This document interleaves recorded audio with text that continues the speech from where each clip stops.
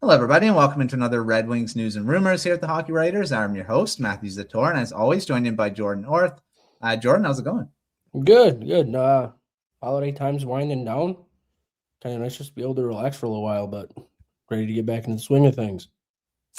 For sure, yeah, and we got a lot of hockey going on right now. World Juniors is wrapping up, coming to the gold medal game soon. As we're recording this, Sweden is in the gold medal game, and Finland's in the bronze, ahead of Canada and Czechia in the semifinal. And of course, there's some Red Wings prospects involved for Sweden, so there's already a chance that they're going to get a medal, either it be silver or gold. But we're going to start off this one, not on World Juniors, but the next big tournament, and that is the Olympics. And lots of rosters being announced, not all of them. For some of the nations haven't officially announced theirs, but right now we've got officially Dylan Larkin, Lucas Raymond, and Moritz Seider going for their respective nations. I mean, obviously these are all well deserved. Yeah. I mean, you look at those three. I mean, Larkin, obviously, with the season he's had, and I mean, he played well at Four Nations too. Raymond, I mean, he's one of the Swedish superstars right now, in my mind. And then Seider, I mean, he's one of those guys you look at. He very well could be putting himself right in the middle of the Norris discussion. Yeah. So I mean, they're, like I said, kind of no brainers in a sense, but it's good to see a few guys being, representing the team and obviously their country. So. Mm-hmm.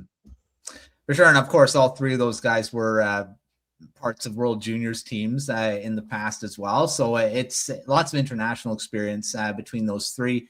I mean, one guy, though, maybe it's a surprise. I don't know. But Patrick Kane, not included in the Team USA roster. Of course, they have a lot of names that they can add to it. You can make 2 or 3 teams with the US and Canada. And maybe even Sweden.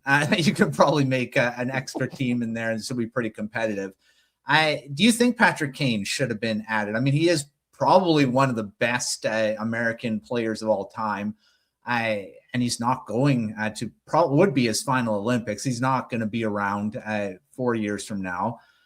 So do you think it's the right decision for him not to be added? I mean, for nostalgia reasons and personal reasons, I would have liked to see him on there. But should he be on there? I feel like if he had shown he was fully healthy all year, there was probably going to be a really good chance he would make it with the production he's had.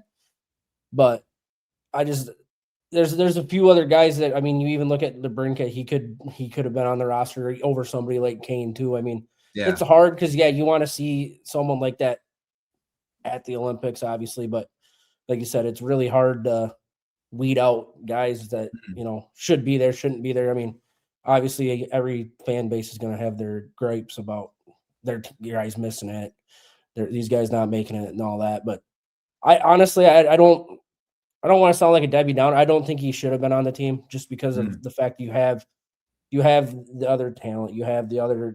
I don't want to say you want to go with the younger group, but I mean, you look at Sweden. I mean, you got some older guys too. You got Carlson, guys like that too. I mean, all across the board, but I think there's guys that are more deserving. I mean, also, he's had the health problems this season. He hasn't played a full season. It's tough. I mean, Patrick Laine for Finland, that was another one. It was like, why isn't he on the team? Well, he's been hurt all season. And I mean, he could be okay on the team, but of course you want to go with guys that are going to be not going to get hurt maybe, or at the top of their game. And that's what they're going with. And like I say, it's very limited space on these rosters. You're not having a full, 40, 50 players being added. It's what is it, 25? And I mean, that's very limited for the amount of talent that's in the NHL. And, it's a superstar team already. I mean, I could say probably, like I said at the beginning, 2 teams, and they could both be competitive for gold medal. So, it's kind of, Kane is, of course, one of the top American players when you look at stats. And even in, international competitions, he's been one of the main guys for Team USA. It's disappointing to not see him there. Would have been cool to see him for another Olympics. And I mean, Crosby, there wasn't a guarantee he was going to be on Team Canada, but the season he's having, I mean, you couldn't keep him off the team right now. I mean, what does he have? Over 20 goals already. So, it's there's going to be guys left off for sure. All right, well, let's move from that to what the Red Wings are right now at the midseason point. Looking really good in the standings. That they were top, like we mentioned on the last news, that rumors that they were second in the East. They've kind of dropped off a little bit from there. They're now, third in the division, tied for second, but according to stats, they're third. Midseason, what takeaways you got for the first half? It's probably the same as what we went from the quarter season, Mark, but what did you see from the first half here?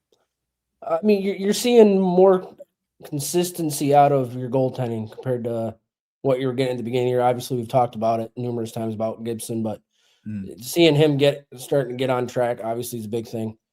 You look at the accountability that's being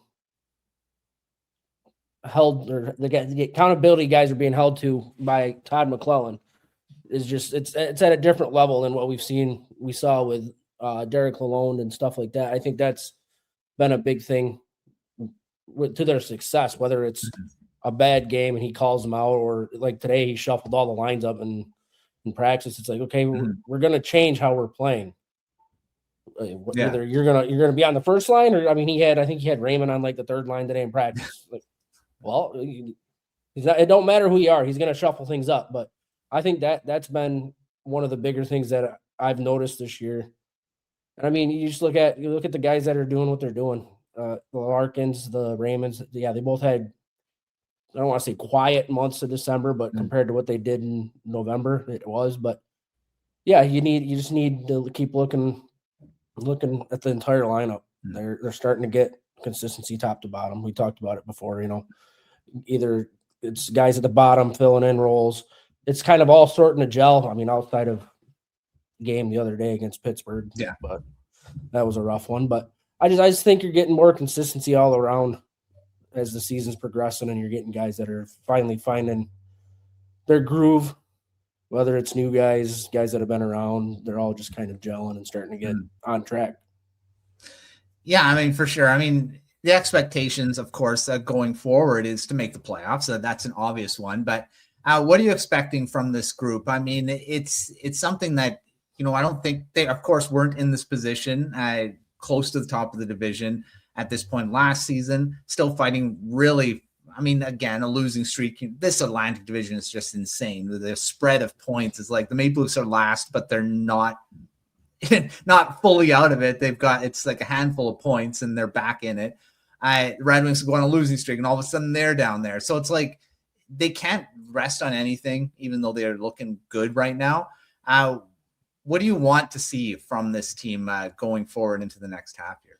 I want to see them, they play at times down to their competition's, their opposing team's level of play. They need to be a team that's going to be a playoff team, a serious playoff team. You need to beat the teams you're supposed to beat.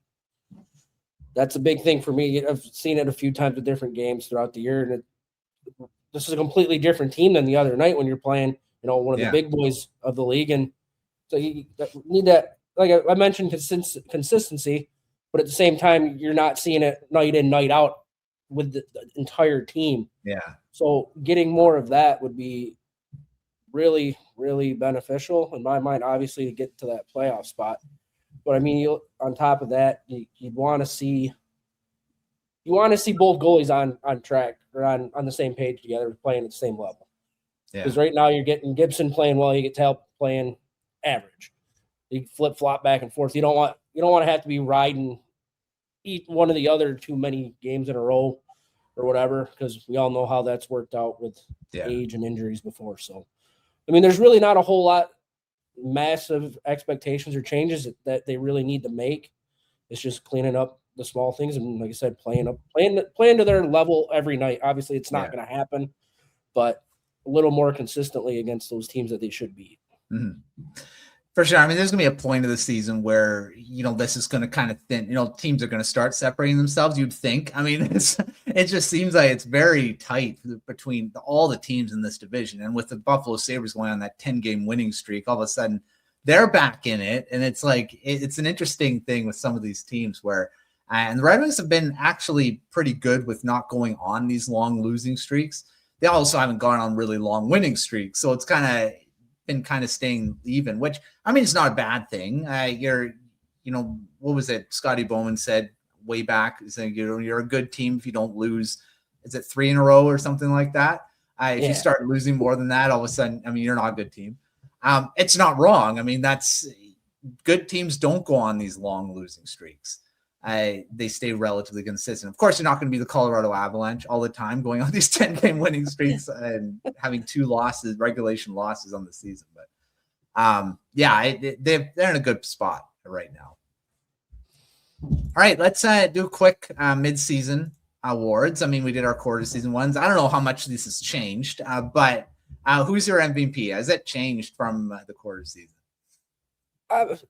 It's close. You could look at someone like Moritz Seider, just the way he plays, the amount of time he plays, what he does on the ice. You could say he could push for that MVP spot, but I still think it's the toss up between like Larkin and DeBrincat or Raymond. I mean, you can't go wrong with any of those 3. They're always, they hit lulls once in a while, but they're your top guys and they're for a reason. Yeah. So I mean, you could pick any of those 3 in my mind and it'd be a good pick. And you could even throw Seider in there if you really wanted to because of what he's doing from the back end. So sure. And top forward. I mean, of course, there's a toss-up with those guys too. The big 3 are going to probably be tied for this award. Yeah, I mean, it makes the most sense because you look at the guys. I mean, they're all Larkin. Well, you got Raymond and DeBrincat are both 20 and 20 right now.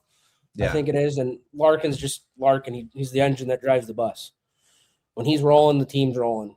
Kind of say the same thing with Seider from the back end. I mean, it all goes hand in hand, but I think you're still looking at someone like Larkin being the forward of the year, just best forward to this point, just because of what he brings outside of the scoring too.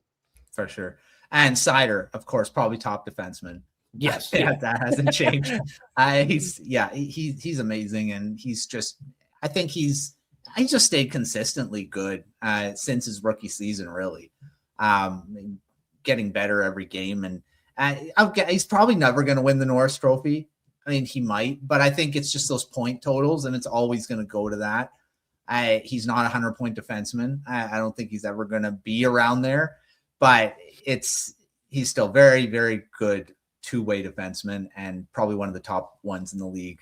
He'll just keep getting better as time goes on too. All right, last one, top newbie. There's we've mentioned all the rookies that have come into the lineup. Not a lot of new guys that they signed in free agency, really. But is it one of those guys being the top newbie at this point? Yeah, I think you could look at like Sandin Pellikka or, I mean, Affinity, his game's kind of plateaued out. They both kind of have production-wise. But honestly, I think it's been James Van Riemsdyk just with what he's brought to the power play.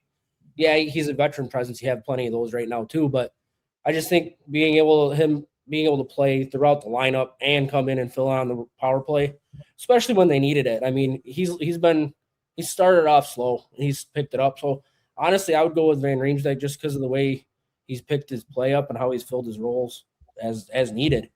Mm-hmm.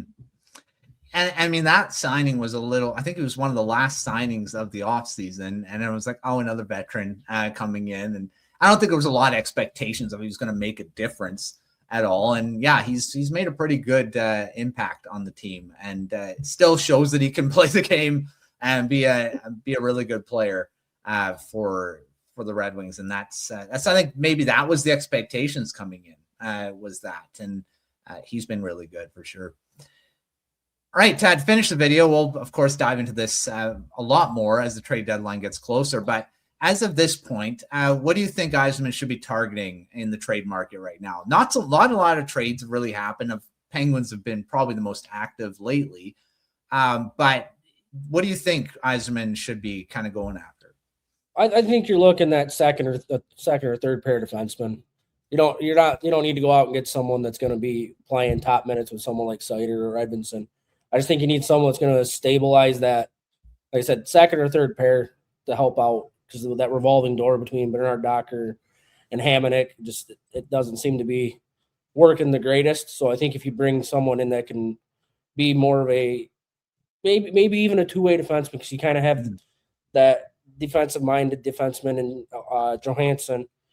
But I think that's probably the biggest area because, again, I mean, you look at the forward grouping outside the last few games, they've gotten the depth to do what they need to offensively. You've got, I mean, we're almost to the point there's not a whole lot that he needs to go out and do. Right. Unless he decides, some miraculous trade comes out of nowhere for a big name player that he thinks is going to put them in that position to be a cup contender, which we've talked about too. I don't see necessarily happening. So there's really not a whole lot at this point. Yeah.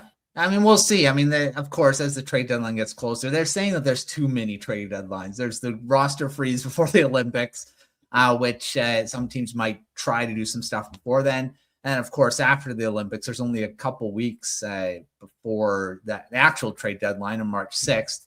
So, I mean, some teams might try to scramble depending on where they are in the standings, maybe.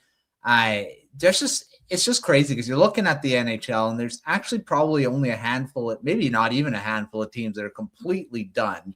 They're like, yeah, they're never making it back.